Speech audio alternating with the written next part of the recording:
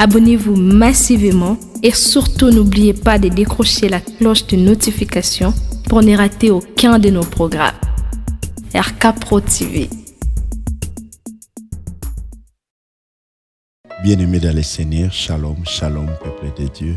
Partout dans le monde, oyo bozolanda biso, nanzela émission nabino, Rehobot chez vous, Rehobot dans vos demeures, tika Yesu Masiya Nazareth, Zamba kondima ya tata na biso Jean-Paul Mayata akwa kosala bino bolamu nayebi ke boza tellement ebele partout bozolanda biso boza na missionnaire Kosi télévision boza na RK Pro télévision nayebi ke boza tellement ebele tika Yesu Masiya Nazareth Zamba kondima ya tata na biso Jean-Paul Mayata asala bino bolamu bien-aimé kobosana te kosabone soki osabone nanu te na bondeli openza oko akozwa bik ozwa bloc note zwa agenda bien-aimé tokoka akozwa enseignement oyo yaka pona ko édifier bino et pona ko orienter pona ko instruire pona ko corriger bien-aimé dans le Seigneur ma commune Nzambe soloba vous connaîtrez la vérité et la vérité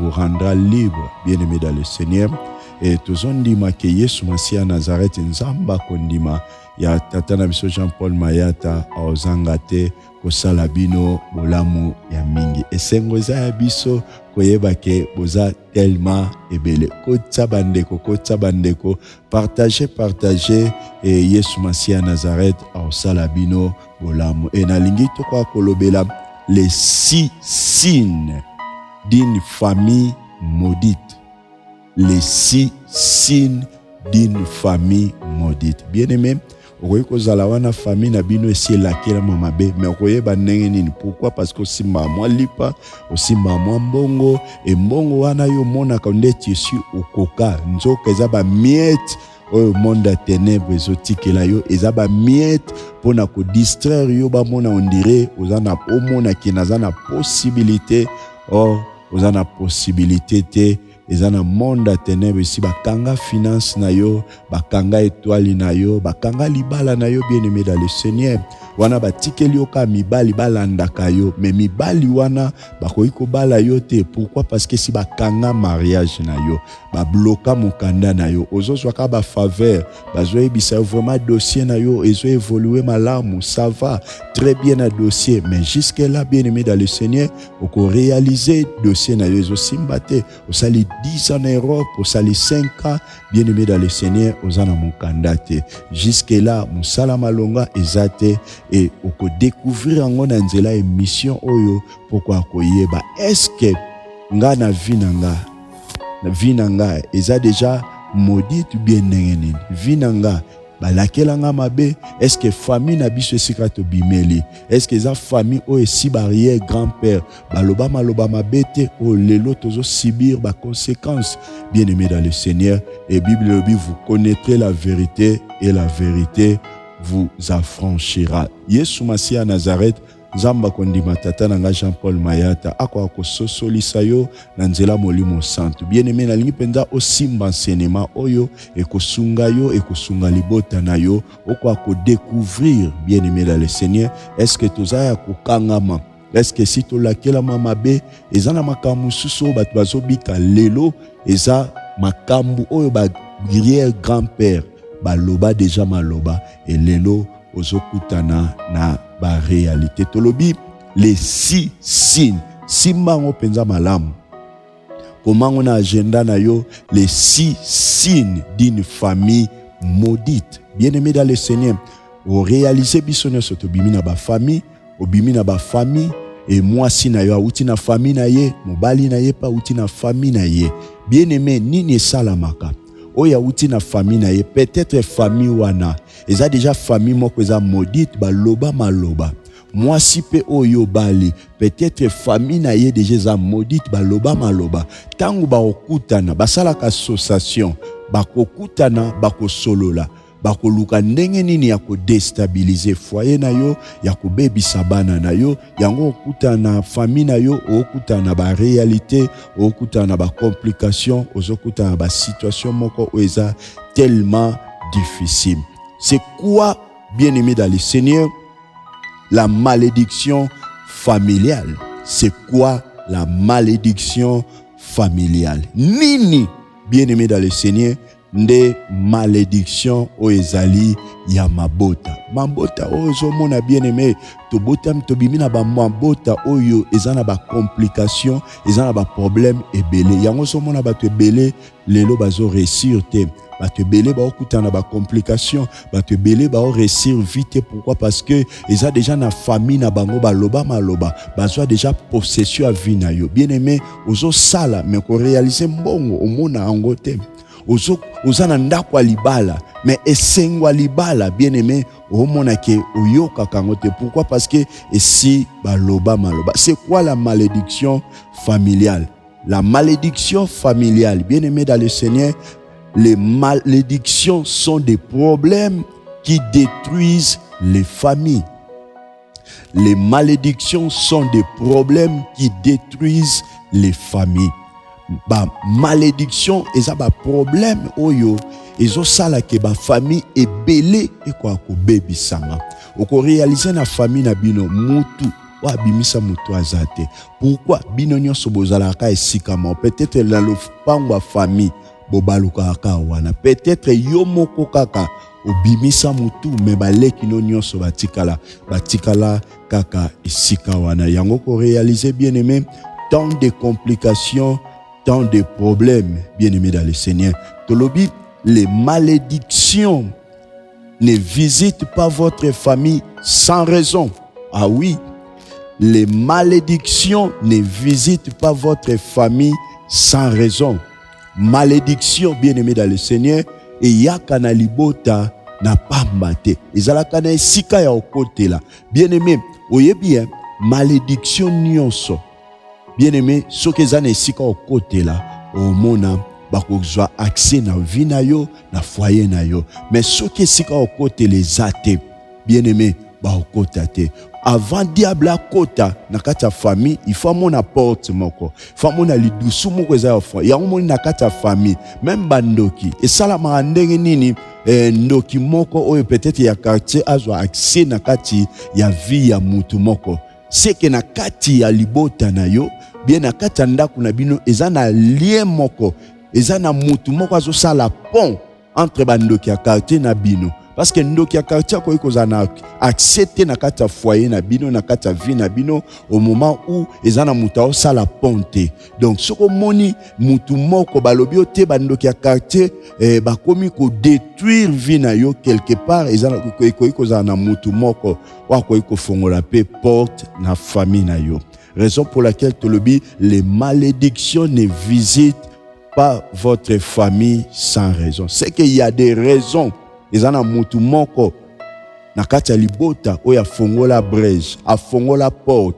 O lelo ba famille ba obela ba maladie héréditaire. Ba tebele ba okuta na ba problème. Pourquoi? Parce qu'ils en ont batu ba fongola porte. Bien-aimé dans le Seigneur, nani a fongola porte na vie na yo. Nani a fongola porte na famille na yo. Nani a fongola porte na vie na yo lelo okuta na ba problème. Tozolobela les 6 signes, bien-aimés, d'une famille maudite. Mais avant cela, nalingi tozwa 3 sortes. Tolobi, il existe 3 malédictions. Nalingi okwa kokomango, il existe 3 malédictions courantes.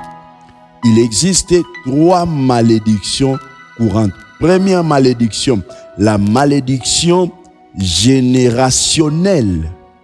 Première malédiction. Malédiction, la malédiction générationnelle. Et deuxième malédiction, la malédiction infligée. Et troisième malédiction, bien aimé dans le Seigneur, la malédiction méritée. Bien aimé, autant en Exode, chapitre 20 et le verset 5, de okotanga pe okoyeba nini otozoloba. Autant na Proverbe chapitre 3, le verset 33. Bien-aimé dans le Seigneur, wanozo méditer ba verset wana molimo santo asungayo okwa ko comprendre nini otozolobela, nini oyo elingi kotalisa makambetali malédiction. Parmi les 6 signes d'une famille maudite, bien-aimé, signe ya liboso tozolobela l'instabilité. l'instabilité. Comment même na commentaire pour bandeko ba okota ba ko comprendre ba signe auto zolobela. Signe liboso tolobeli l'instabilité. Pourquoi tozolobela l'instabilité? Et ça parmi ba signe o etalisaka ke famille oyo eza ya kobebisama to pe mutu oyo akangama deja na kati ya famille na bango, atoza na Europe, oza na Amérique, oza na Asie, oza na Océanie. Bien aimé, ndoki abanga ka Europe te, ndoki abanga ka Asie te, ndoki abanga ka Amérique te, ndoki abanga ka bisiko koyo kozala te. Kokanisa te aza na posa visa pour akoma esika yo zali. Kokanisa te aza na posa ba démarche na ambassade pour akoma esika yo zali. Po ye akoma esika zali, ezosenga ye ba seconde, ezosenga ye ba minute, akomi mbala moko pe a réaliser o eza projet na ye na vie na yo. Yango wana bien aimé dans le Seigneur, le sambo tolobaka à tout moment, même na nzela le sambo na biso ya lamentation, et tolobaka celui qui est capable de prier est capable de tout. Celui qui est capable de prier est capable de tout. Ce que zana le sambo et le sambo ko permettre yo bien aimé dans le Seigneur au quoi ko koma na ba dimanche. Tozolo bela nini ya liboso l'instabilité parmi ba signe o etalisaka famille o ese lakela mamabe tolobi signe ya liboso ezola kisa l'instabilité. Bien aimé, instabilité au monango na Deutéronome chapitre 28, le verset 28. C'est quoi l'instabilité? Sous cette malédiction, on est facilement submergé par les émotions et la peur. Ceci pousse une personne à prendre, bien aimé dans le Seigneur, des décisions insensées et à faire des choses autodestructrices. Bien-aimé dans le Seigneur, papa, maman, frères et sœurs, otanga okoyiko joama komi na nzambe na psaume 109, le verset 18, Bible lobinine, qu'il revête la malédiction comme son vêtement. Qu'il revête la malédiction comme son vêtement. Alata botutu, lokole lamba, lokola kazaka. Bien-aimé, balatisa yo bututu ya eloko nini. Ezana batu ebele, balatisa kazaka ya stérilité. Balatisa kazaka ya pauvreté. Balatisa kazaka ya malédiction. Balatisa kazaka ya eloko moko songolo pakala oyo ayebite na ndenge alatelangwa komprenaka te nini oyo esala lelo ba déclarer yo na maladie ya cancer. Mais ça l'homme sous balatisa yo na monde à ténèbres. Bien aimé dans le Seigneur, balatisa yo eloko moko na monde à ténèbres yebite.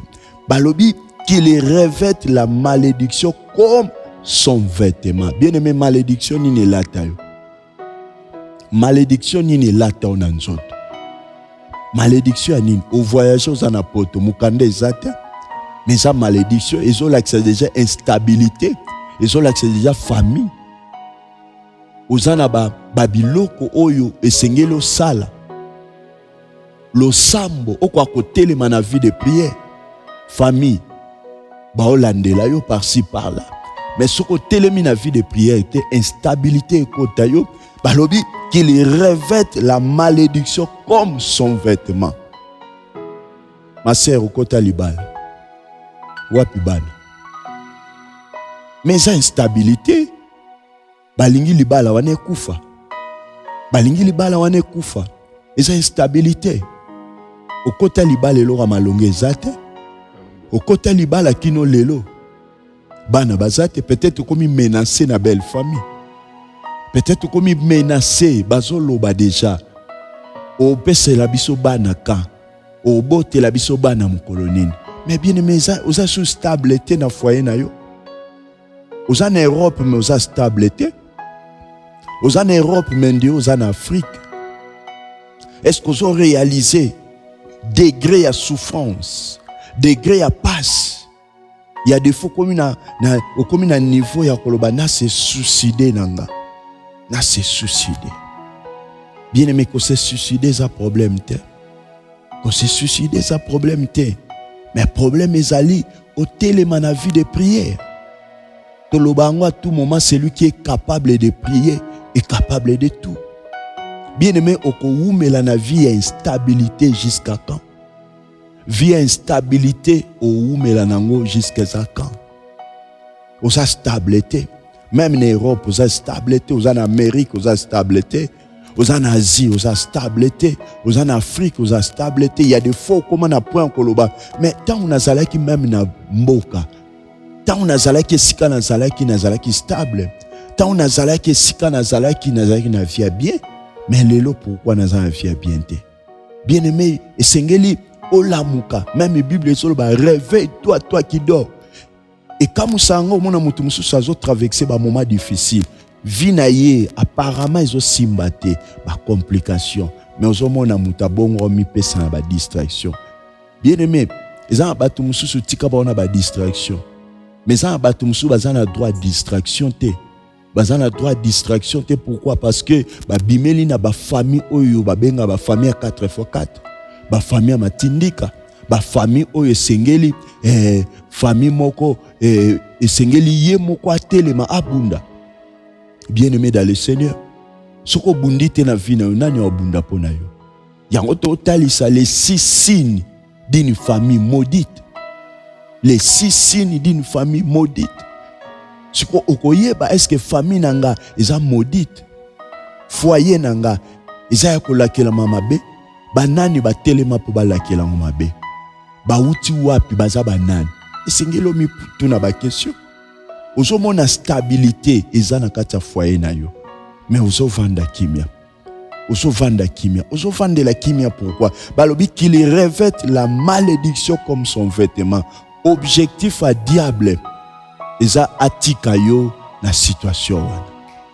Atika yo na situation wana. Atika yo na situation wana bien-aimé dans le Seigneur. Tala nengo tika na situation a passe wana. Est-ce que comme ko gêné yote? Ezo gêné yote na situation wana. Ezo gêné yote na problème wana. Ezo gêné yote na situation wana oyo zo traverser. Est-ce que lembi vi wana te? Mais soko lembi en téléma. Soko lembi téléma bien-aimé dans le Seigneur. Téléma, joie décision. Oko dépendre na batu tika. Oko dépendre na batu tim kolonini. Bien-aimé, oko iko buka malédiction famille si et seulement si télémi na vie de prière. Bible sur le bana Jacques chapitre 5, le verset 13. Quelqu'un parmi vous est-il dans la souffrance qu'il prie? Est-il dans la souffrance? Bien-aimé, tu souffres, bien-aimé dans le Seigneur.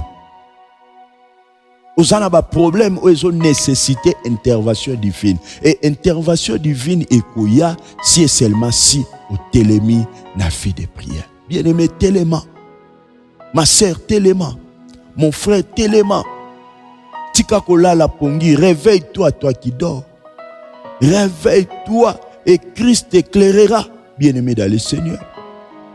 Bible solo ba qu'il revête la malédiction. Ba te belé balata malédiction. Ba te belé balata malédiction. Malédiction. Et ko yiko uta na ngambo baba tata. Et ko yiko uta na ngambo baba maman. Mais siko yo ya yo e uta wapi. Bien-aimé, malédiction na yo e uta wapi. Malédiction na yo oyo zo traverser. Est-ce que so zo temps ya ko sambela nzambe a révéler yo source ya malédiction ya libota na bino. Source ya malédiction ya vie na yo. Oyo ba problème ozo kuta nango. Est-ce que so zo temps ya ko luka nzambe atalisa yo source ya ba problème.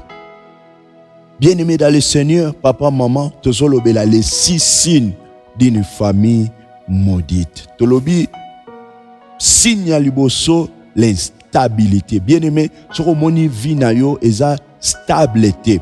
Instabilité moko o ezali bien-aimé telema lukanzam. Kola la pongite eza moko ba signe talisaka ke na kati ya famille na yo, na kati ya vie na yo eza déjà na batu ba telema pona o détruire vie na yo. Et soko zola la pongi okomona makambo wana bien-aimé ekobanda ko se répéter en répétition. En répétition, bien-aimé dans le Seigneur. Et Seigneur, ozwa connaissance Et connaissance bien-aimé et ko permettre yo okwa ko s'épanouir, okwa ko bima na makambo tali instabilité. Yango moni na psaume 109 le verset 18 bisika totangi balobi malédiction et la taillé lokole lamba. Ezana bato belé to mona bien-aimé dans le Seigneur. Ezana bato musu bakenda ke église mais ça déjà maudit. Akenda ke église bien-aimé dans le Seigneur. Mais aluka kanzambe comme il faut te. Au mona mutabongo famille na yo ezana ya olakela mama be. Vie na yo ekene mabe mais au réaliser mutabongo a yo église a yo na ba distraction. Dans la famille na yo tala ndenge besoin évoluer. Est-ce que yo penso ko ya na ba distraction na kati ya église? Famille na bino ezo simbate. Makamba mabe par-ci par-là. Mais comment se fait-il ko ya na kati église? Olo luka nzambe ya solo. Abimisa yo na instabilité à famille, mais oyaka oluka nzambe na ba distraction. Bien aimé tala, est-ce que yo sambe la carrière? Est-ce que oluka nzambe comme il faut? Est-ce que oluka nzambe bien aimé dans le Seigneur? Makambo esimbate mais ovandi oluka nzambe te? Makambo esimbate, comment se fait-il ko oluka nzambe te jusqu'à ce point? Yo kanti ko pesa sujet na basala nzambe basambela pona yo nde yango ane koki muta oluka nzambe koleka yo moko azate. Bien aimé, problème na yo muta olukela yo nzambe koleka yo moko azate. Yo moko singelo telema pona famille na yo, esingelo telema pona libota na yo, esingelo telema pona nyonso ya yo.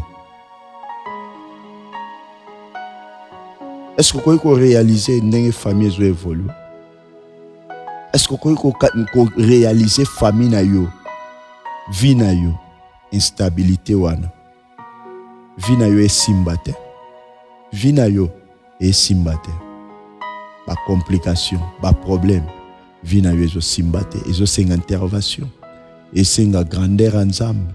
Ezo senga ensemble imposer pour monde à ténèbres déjà ba light yo lamba ya malédiction. Balaita yo lamba ya pauvreté.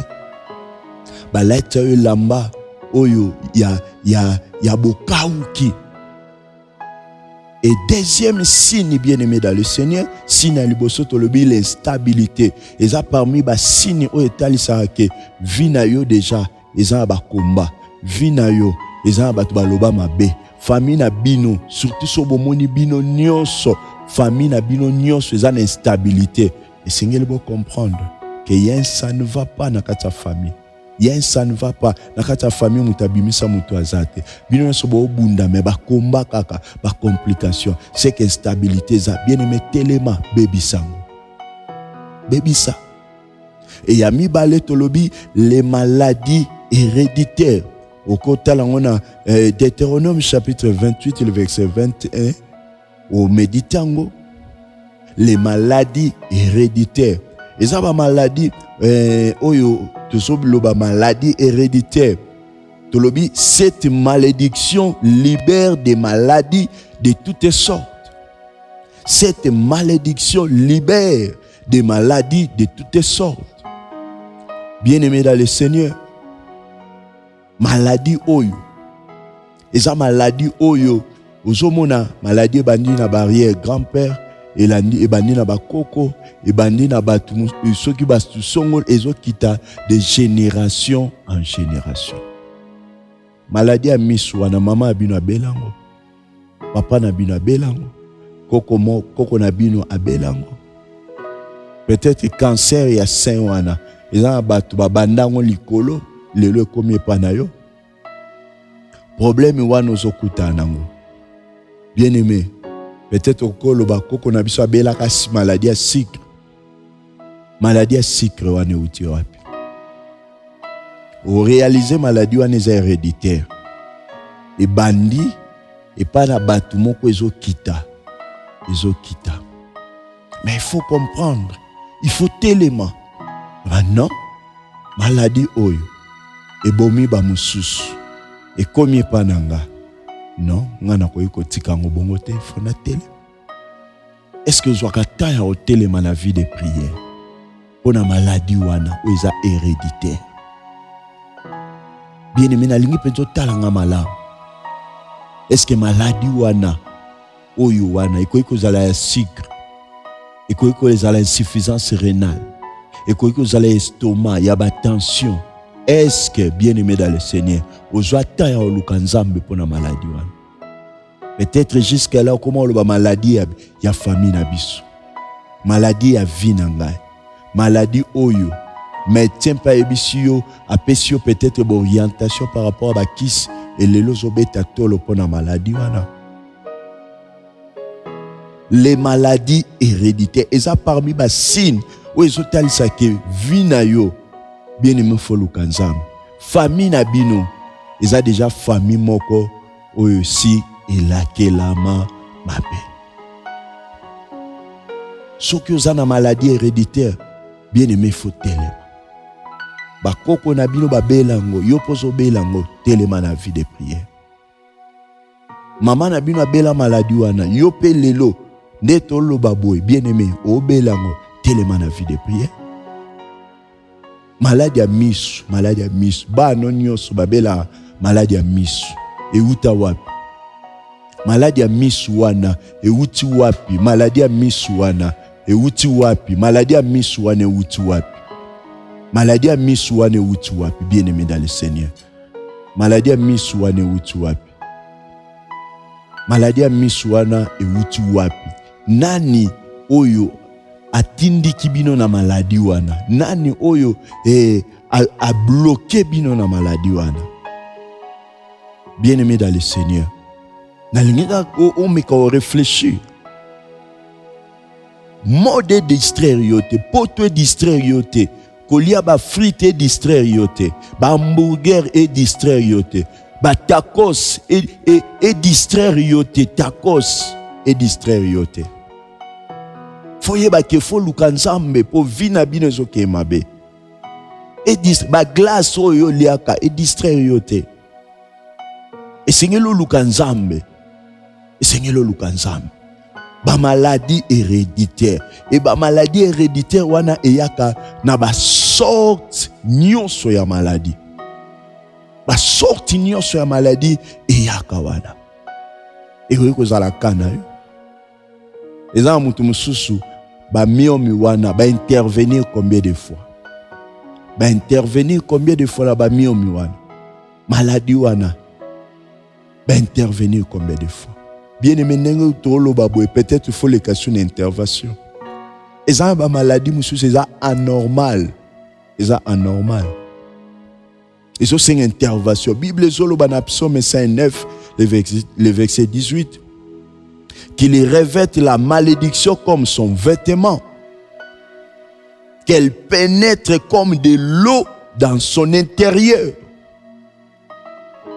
Allah ta malédiction. Batum susu ba latisa bango botutu ya ko latisa. Akende boye makambo esimbate, asonga boye makambo esimbate. Mais bien aimé, quand ça ne marche pas tellement dans la prière, c'est lui qui est capable de prier et capable de tout. C'est lui qui est capable de prier et capable même de repousser ses limites. Alléluia. Bien aimé, même la Bible déclare: qui es-tu, grande montagne, devant Zorobabel? Bien aimé, tu seras aplani. Na tombo loboko lokola nganga nzambe. Na lobi maladie nyonso eza héréditaire. O ewuti na maboko banguna. O famille oyo ba imposa famille na bino. Bien aimé, na longoli maladie wana au nom de Jésus-Christ de Nazareth. Na déclaré instabilité na famille na yo. Etika famille na yo.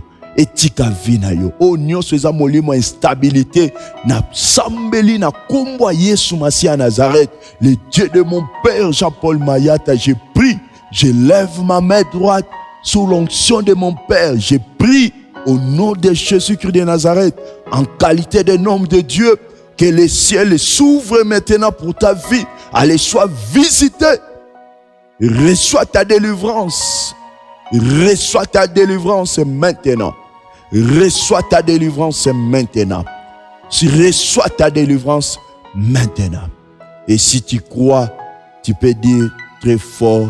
Amen, amen, amen. Gloire au Seigneur. Est-ce qu'on peut acclamer pour les rois des rois? Est-ce qu'on peut acclamer pour les rois des rois? Est-ce qu'on peut acclamer pour les lions de la tribu de Juda? Est-ce qu'on peut acclamer pour les vainqueurs de Golgotha? Alléluia. Que les œuvres de Jésus-Christ de Nazareth t'imposent à la réussite. Que les œuvres de Jésus-Christ de Nazareth t'imposent à l'élévation. Et si tu crois, tu peux dire plus fort, Amen, Amen, Amen, Amen. Soyez bénis, soyez bénis, soyez bénis. Bien-aimés dans le Seigneur, soyez bénis, soyez bénis, soyez bénis. Partout dans le monde où vous êtes, soyez bénis. C'était votre humble serviteur, l'évangéliste Jean-Robert Mfumu, le commandant de bord. Un grand merci na missionnaire Nkosi Télévision, un grand merci na RK Télévision. Soko s'abonner massivement et Yesu Masia Nazareth aozangate kopambola bino. Soko za posa contacter biso tope ko komela biso, tope problème moko komela yo, komela biso na plus 243 90 14 50 448. Tolobeli les 6 signes d'une famille maudite. Topesi des signes et Yesu Masia Nazareth sera zongite tokoba na enseignement oyo. Tika Yesu Masia Nazareth nzamba kondima ya tata nanga Jean-Paul Mayata apambola bino partout dans le monde au bozalaki. Un grand merci na bassin na nzambe missionnaire Nkosi. Un grand merci na papa Rice Kangi na sima ya caméra na RK Pro Télévision na Taki Futa nzamba pambola bino ba technicien nyonso. Yesu Masia Nazareth asa bino bolamo. Ingénieur Trésor bozatel mebele nzamba sala bino bolamo. Zambo ya futaka aleka futa bino. Pourquoi pas ingénieur Tchesapema Zamba Salabino Bolamo ya mingi. Ce qui Yesu Masia Nazareth azongite tokutani à la prochaine pour la continuité ya enseignement oyo les 6 signes d'une famille maudite. Soyez bénis et à la prochaine. Ciao ciao. Zambe nasali mokili onini na kimi kichasa makamu nazongi suna mboko yo biloko ekei bakoli ekei ngai bakoli na ngai bakosi mais likamli bozolela yo mona nzela sinanga makamu na makamu bana poto basungi nga bakabeli nga babiloko ndenge na ndenge akisaki biso kuna agence yango ezalaka agence te lupango ya omoni na France mobimba Europe oyo surtout na Île-de-France agence ezakaka moko FB International. Mutuka na cheki ekei ngai. Omoni FB International. Yango yo ramassage yango moko. Omoni FB International. Yango FB International. Ezakaka na Congo Kinshasa kaka te. Sikoyo ebakisi pe ma voyage ya Angola. OK. Lelo pe bato bazo tshame express awa na France, bato bazu na Angola. Et bongo pour na biso to pe ba nyonso baza pe na mbongo. Na FB International transfert ya mbongo pe sala maka. Ce côté na 12h30, 12h31 mutazui. Même na Angola, ceux qui ont fait simbongo na France, ne connaissent vie à partir Angola peine. Mon seul ensemble évangéliste Kosi. Na nina tu na yo boye. Ezala mutu aza na mutuka. Ezala mutu yo asombi eloko nyonso oyo aza nango posa. Danilité ya kanda. Na kata FB International, ezala mituka totindaka. FB International. Nandimi nasali erreur. Kobanda lelo. Vina ngai kotinda biloko. Na Angola, na Kinshasa. Na kobanda kosalela agence FB International. Et pas ya Fiston Basende. Telemela FB International. Façon na kopakola ye akolapa.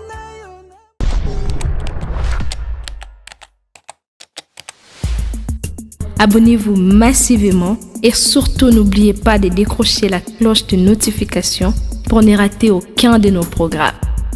RK Pro TV.